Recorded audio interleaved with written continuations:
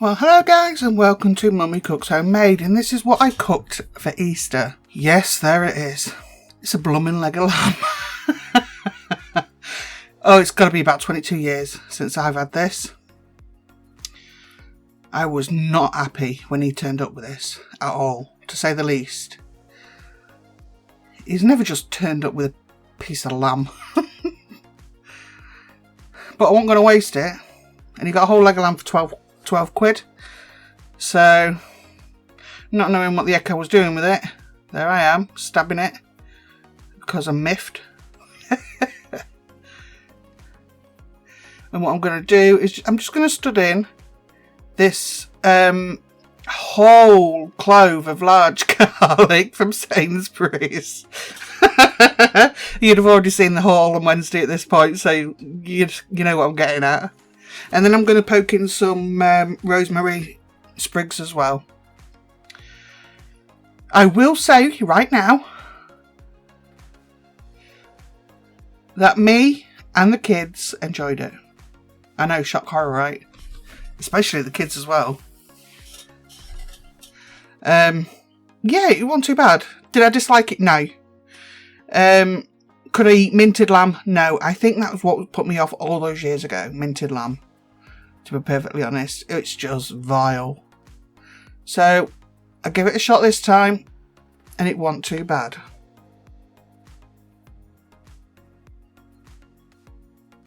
I tried to do as little as I could for this meal. So because of the leg, so I cheated with one of the puds, and the other one is just something real fast and easy. So I'm just putting on some salt and pepper, and I roast this until it's medium well. A lot of you out there are probably like, oh no, but bear in mind guys, that if I'd have seen anything that resembled blood coming out of this, I wouldn't have touched it. So that's the way we went. I mean, it wasn't tough route. So I'm just going to do, I'm still not having the in-laws over. The leg is not up for that. Doing this on Monday proved it. So yeah, this prep for this dinner took me 8 hours. I kid you not. And that's with cheating with the pudding. It took me 8 hours. And what is it now? Thursday, I'm doing the voiceover the day before. And the leg's just starting to not be as bad. So it took a fair few days to get over just what I did on the Monday. So I'm not going to risk putting it back even further, because I know I'll push myself if I do for the in-laws. Not that they expect it. Don't ever think they do, because they don't. But it's just me being the way I am. So, yeah, for now it'll have to be as it is. So I've got chantenay carrots, tender stem and white cabbage. This is 2 tins going in of rhubarb, and I've drained as much as I can. You need to leave a little bit of juice in there, because otherwise it's going to be real dry. These are quite expensive now, aren't they? I've got rhubarb growing in the garden, so hopefully I can have fresh soon. And again, I used tinned rhubarb, and I've used crumble mixes, and I'm going to add in a handful of oats,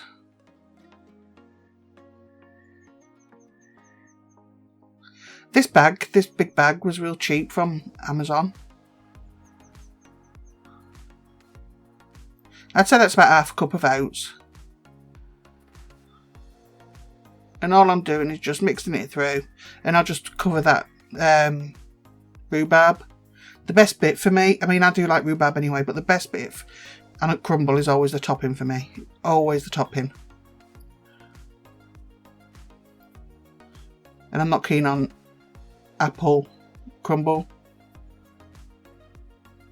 So all that topping on there. Amy's the only one that doesn't like rhubarb. So I did her some flapjacks. So I'm just dotting some butter on top. And that's the extent of the crumble. I put it in whilst the roast potatoes were doing to heat through, took it out as I dished up dinner, and it was perfect for afterwards then. So these are just the quick standard type flapjacks that I did for Amy.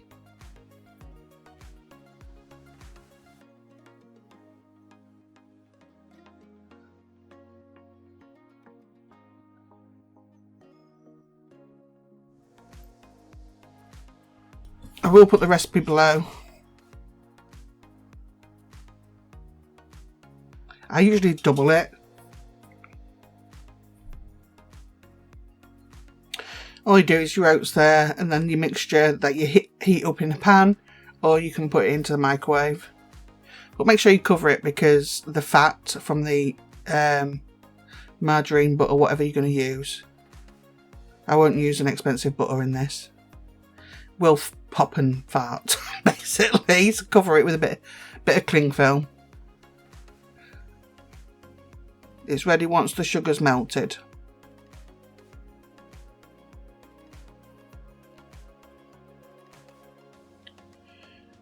You're just going to mix to combine all of that. Once it's combined, press it into a tin. I will leave the dimensions of the tin that I used below.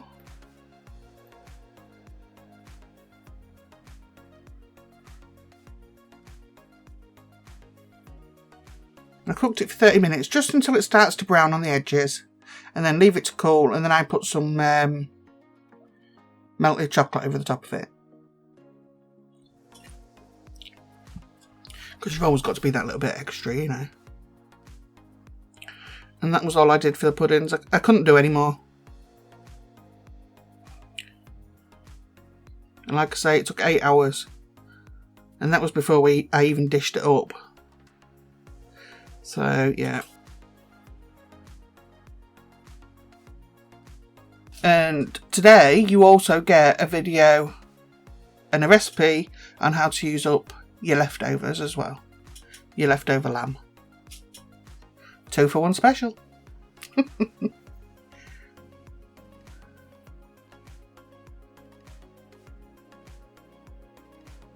So this chocolate's got cultures, live cultures. This is the Oso brand.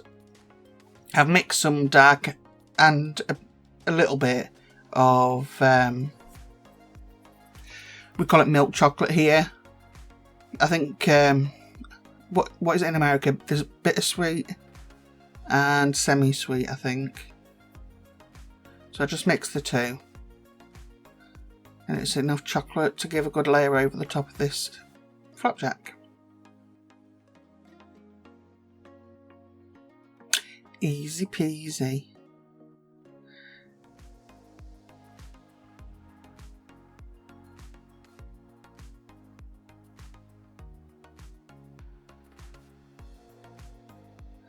As easy as that. I was going to go a bit extra and put some more sprinkles and that on, but honestly I couldn't be bothered. And that's being truthful. So here's my usual roast potatoes.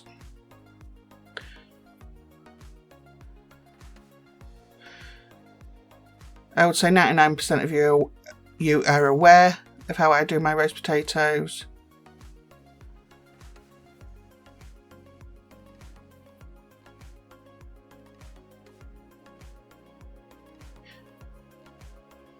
Make sure they're coated. When you cut them, it's best to cut them so that it's got a long edge and put that side down, and that's where you get your real crispy bit. These were super crispy.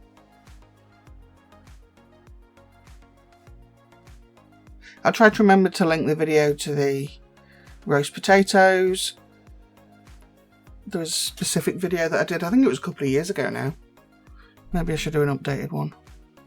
And look at that, for a first time, eh?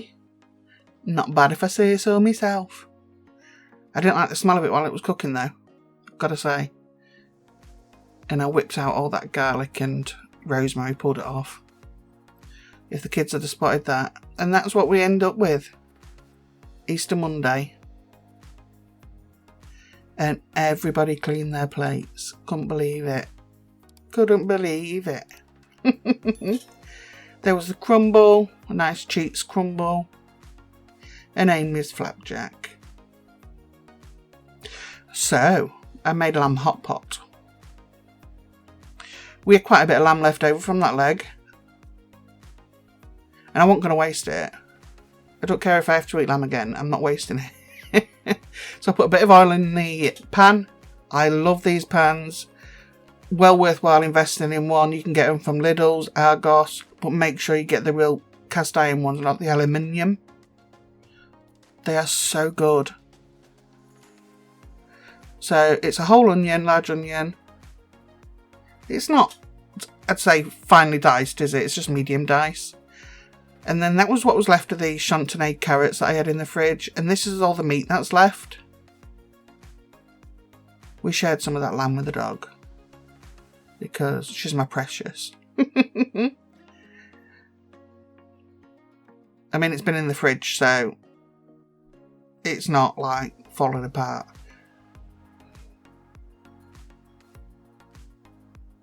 Meat goes cold, it sort of seizes up again, doesn't it? So I've just thrown the meat in.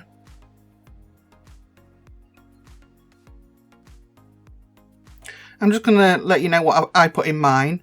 You can adjust it, because I mean, I didn't use raw meat, so it's going to take you longer if you use like diced lamb or something, or neck or whatever, and it's raw. You'll need to cook all that off first. So I add in a heaping tablespoon of flour at this point. This is what's going to thicken your sauce, and then just cook that out. And it really doesn't matter. They say you use plain flour, but it really doesn't matter. I've been too lazy to grab my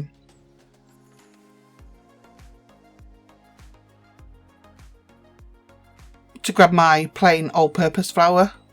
And it's on top of the cupboard, so I can't really reach. So I just grabbed the self-raisin, and it worked absolutely fine. Don't worry about the bits that stick at the bottom. They will come up when you add your liquid, as long as you use a good quality pan.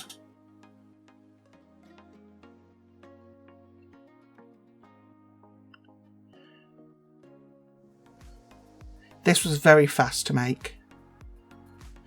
So that's 600 mils. I've got a mix between chicken stock and vegetable stock. You can use lamb stock should you so wish, whatever stock you want.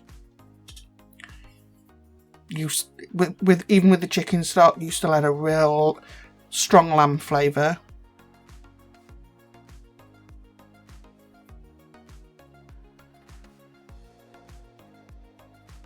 So I cooked the leg of lamb on the Monday, and this is Wednesday now. So I was aware that it was in the fridge and that it needed using up. And I had to think of something that was not going to mean I was in the kitchen all day. I spent about 25-30 minutes altogether in the kitchen cooking that day. There's a heaping teaspoon of, this is reduced salt yeast extract, but you can use Marmite. I would have done if I had it in. In fact, I'm sure I've got one somewhere, you know. And it changed that to a deeper colour as well. So I just popped that in and melted it.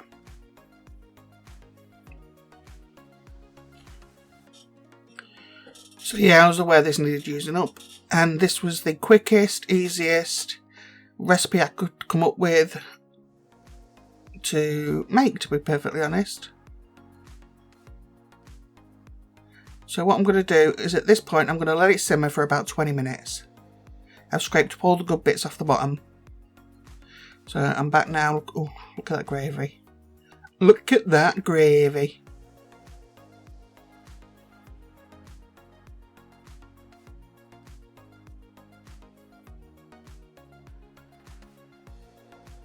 I don't know if Steve's shown you, but I added...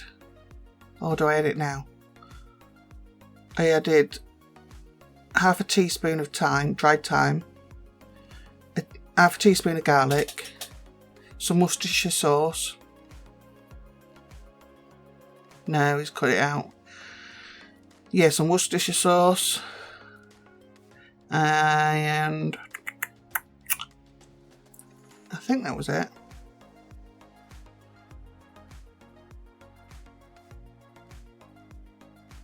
Now all I'm going to do is you can see how thin I've cut these. So if you've got your potato and you just cut a slither off the bottom of it, then it'll stand still. Place it on that flat edge and it'll stand still while you cut your thin strips off. They don't have to be all exactly the same.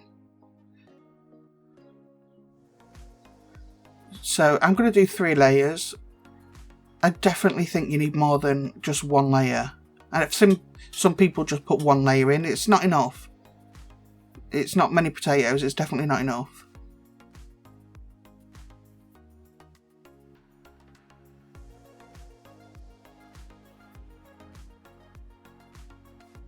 So I'll go around, then I'm going to drop some seasoning and a bit of butter on each layer until I get to the final layer.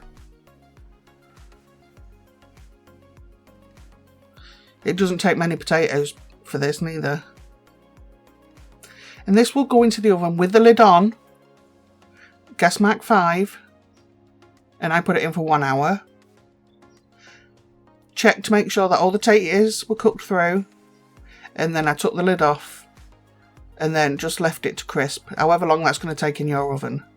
And we just had some garlic bread with that. So each layer I just seasoned it.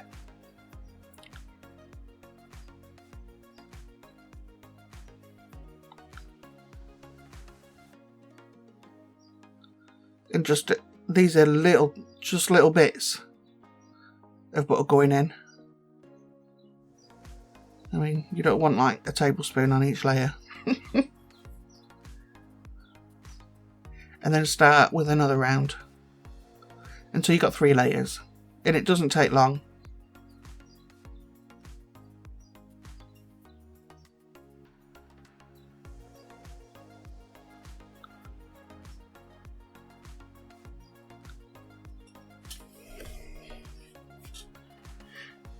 Keep on moving, keep on moving.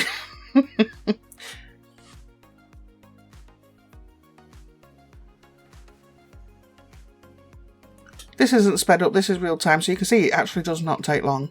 Just remember to season between layers.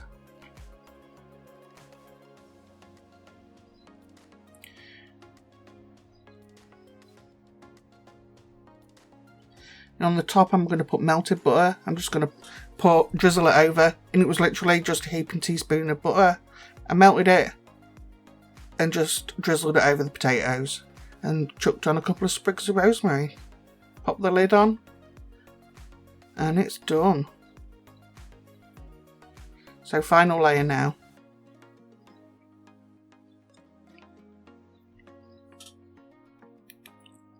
And this, to my surprise yet again, was absolutely lovely. Steve really enjoyed it.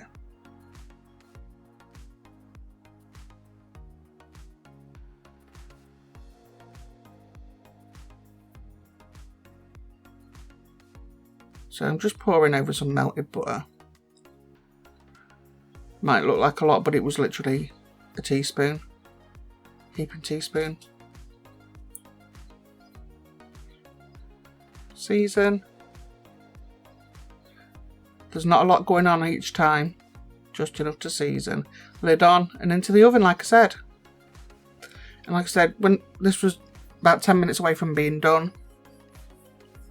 So that's not done. This is where we took the lid off, and that is where it's done. Beautiful. So the potatoes underneath should be tender and the ones on top crisp. And you have everything in the pan. If you want extra vegetables on the side, do extra vegetables on the side. I want all about that this day. I was about just putting something in the belly and that was it. Something nice and home cooked. And using up what was left.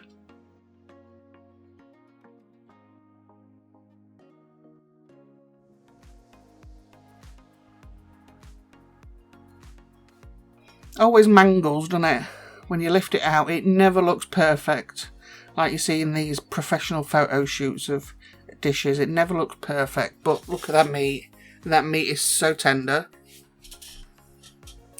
Always reheat your lamb thoroughly. I mean, this was going into the oven, so I knew there was no issue. Always make sure you reheat thoroughly. And there was so much lamb in this, it was delicious. So I take it back. I will eat lamb, but not as a regular, but I will eat lamb. So there you have it, and we just had some garlic bread with it, and it was absolutely wonderful. So I hope you enjoyed this video. A nice, easy second recipe for you to use up leftovers. Thank you so much, guys. Hope you had a wonderful Easter with the family. Don't forget to like, comment, subscribe, share if you can, turn on your post notifications, and I'll see you in the next one. Bye bye.